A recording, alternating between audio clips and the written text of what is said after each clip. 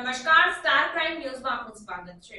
ગીર સોમનાથ જિલ્લા એલસીબીની ટીમે વિદેશી દારૂની બોટલોનો જથ્થો ઝડપી પાડી કાયદેસરની કાર્યવાહી હાથ ધરી। પૂનામાં ગોંદ્રા ચોક પાસે ટ્રકમાં પાર્સલ સર્વિસની આડમાં વિદેશી દારૂની બોટલોનો જથ્થો હોવાની બાતમીના આધારે ગીર સોમનાથ જિલ્લા એલસીબી ટીમે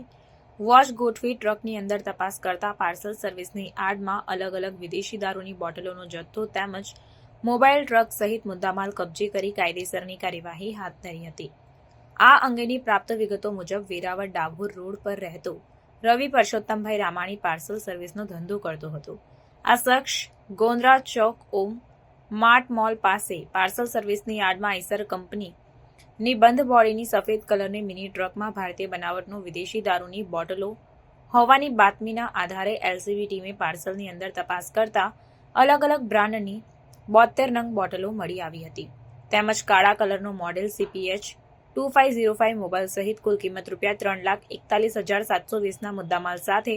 એક શખ્સને ઝડપી પાડ્યો હતો તેમજ અન્ય એક શખ્સ દીપક ઉર્ફે ભૂરો બાબરિયાએ આ દારૂનો જથ્થો આપેલો હોવાનું ખુલતા આ બંને શખ્સો સામે એલસીબી બ્રાન્ચ દ્વારા ફરિયાદ નોંધી કાયદેસરની કાર્યવાહી હાથ ધરવામાં આવી હતી।